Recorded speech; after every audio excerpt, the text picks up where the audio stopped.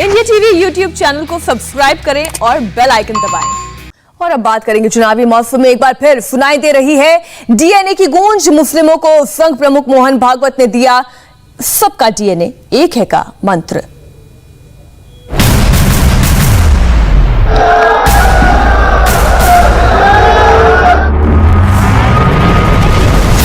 भारत के सब लोगों का डीएनए, सब लोगों का सिर्फ वह डीएनए समान है।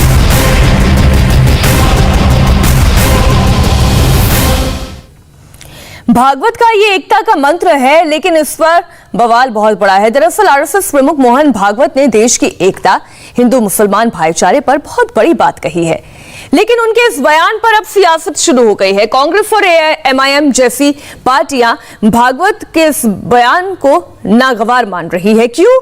क्योंकि भागवत ने कहा कि हर हिंदुस्तानी का डीएनए एक है, लिंचिंग हिंदुत्व के खिलाफ है। लेकिन अब उनके इस बयान पर ओवैसी और दिग्विजय ने पॉलिटिक्स शुरू कर दी। ओवैसी ने मुसलमानों की लिंचिंग को हिंदुत्व की सोच का नतीजा बताया, तो दिग्विजय ने मोहन भागवत से सवाल किया है कि क्या वो अपनी शिक्षा मोदी और शाह को भी देंगे। आपको सबसे पहले मोहन भागवत का वो अहम बयान सुनाते हैं जिसमें उन्होंने एकता और भाईचारे पर आरएसएस की विचारधारा देश के सामने रखी। हम समान पूर्वजों के वंशज हैं। अब ये विज्ञान से भी सिद्ध हो चुका है। 40,000 साल पूर्व से हम भारत के सब लोगों का डीएनए, सब लोगों का निरपवाह डीएनए समान है।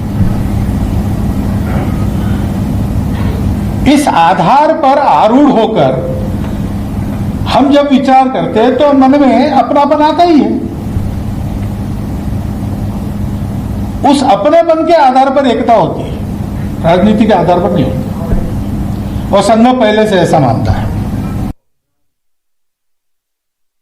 ये जो संघ के बारे में अपने देश के तथाकथित अल्पसंख्यकों को, तथाकथित में इसलिए कह रहा हूं कि वो एक ही समाज के, हमारे ही समाज के, हमारे अपने भाई हैं। ये वास्तविकता है। और कभी भी भाषा, पंथ, प्रांत, संप्रदाय, धर्म के नाम पर हमने किसी को कम या ज्यादा नहीं कहा। उन तथाकथित अल्पसंख्यकों के मन में ये डर भरा गया है कि संघ वाले तुमको खा जाएंगे। दूसरा एक डर लगता है कि हिंदू मेजॉरिटी देश में आप रहोगे तो आपका इस्लाम चला जाएगा। ये भी बताया जाता है। अन्य किसी देश में ऐसा होता होगा, मेजॉरिटी माइनॉरिटी होगा। हमारे यहाँ ऐसा नहीं है। हमारे यहाँ जो जो आया है वो आज भी मौजूद है, किसी भी कारण आया हो, लेकिन आया है और रहा है तो मौजूद है।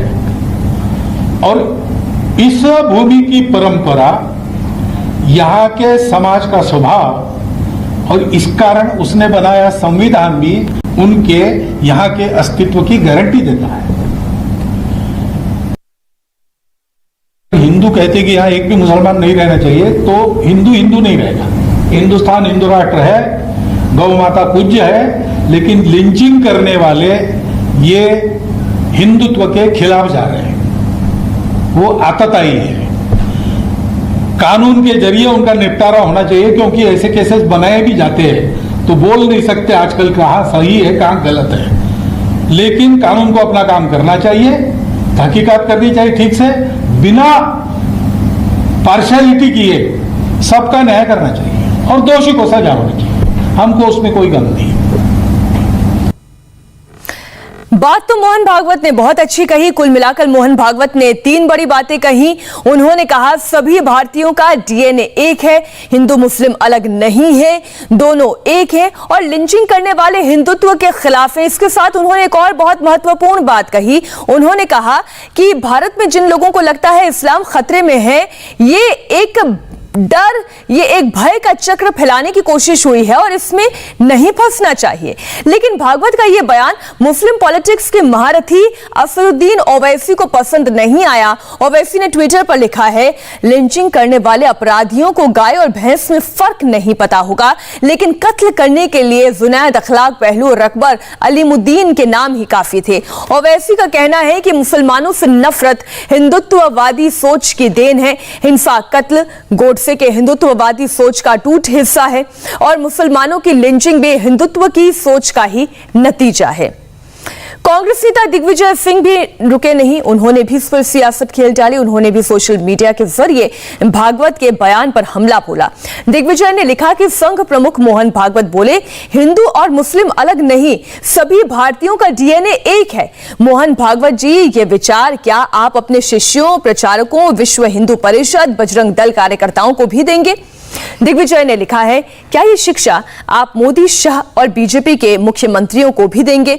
उन्होंने भागवत के मुसलमानों को प्रताड़ित करने वालों को पद से हटाने की मांग की। दिग्विजय ने आगे ये भी लिखा कि भागवत इसकी शुरुआत मोदी और योगी को पद से हटाने से करें। इसके साथ ही उन्होंने ये भी लिखा है कि भागवत ऐसा करेंगे नहीं, क्योंकि उनकी कथनी और करनी में फर्क है। विरोधियों को भागवत का भाईचारे वाला बयान पसंद नहीं आया, लेकिन संघ और बीजेपी ने उनके बयान की दिल खोलकर तारीफ की। भारत, हिंदू, ये पर्यायवाची शब्द हैं, इनसे किसी को डरने की जरूरत नहीं है।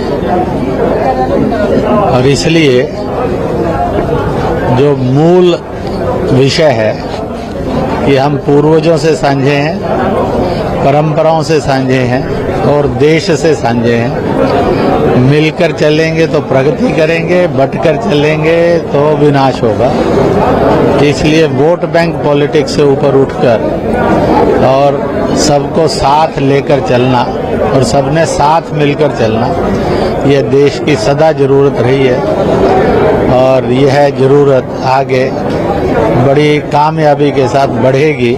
पूरे हिंदुस्तान के मुसलमान उसका स्वागत करेंगे और बेहद शानदार तरीके से जो लोगों के दिमाग में कहीं ना कहीं कोई चीज़ फंसी होगी, वो आज के उनके बयान के बाद मामला जो है वो साफ हो गया है, क्रिस्टल की तरह। उन्होंने एक एक बिंदु पे बेहद शालीनता से, बेहद जो उनके बात करने का अंदाज है, उसको वो करते हुए लोगों के सामने अपनी बात रखी है। नमस्ते, मैं हूं मीनाक्षी जोशी। वीडियो और खबरों से अपडेट रहने के लिए India TV YouTube channel subscribe करें, बेल आइकन दबाना ना भूलें। जुड़े रहें इंडिया टीवी के साथ।